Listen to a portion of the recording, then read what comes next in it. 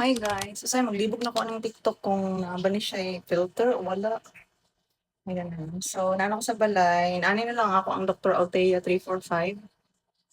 Kagamay, niya. Pahirapan kay siya, iniimo siyang ang giganahan ako ani no kay naa siya niacinamide. Napod ko isa nga ginagamit ani pero magnalabay na ang battle guys. Niacinamide gihapon to siya.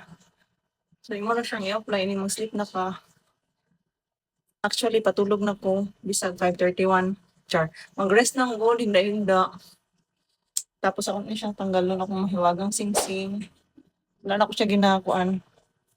Nababad na tagak ng ruska guys. So actually, ang iyang ruska ani kay nani ra ito. Nice kay ni siya, labi na kung na kay acne. Kung magtanaw mo sa ubang mga video ani nga as in from day 1 to up to pila ka days nga ilahang gigamit ni siya. As in nilighten yun ang ilahang mga kuan, mga naong. So again, lo ako buya mic. Again, pag 3 4 5 is kanang pag dili ra kayo kuan ang imuhang. Nako may last madri on, nilighten na ba ni siya. Kanilang ya. Pag grabe gid ka worse ang imuhang, grabe ka worse kanang daghan kay ka og mga problem pa sa imong naong. So katong Althea 147 ang imuhang.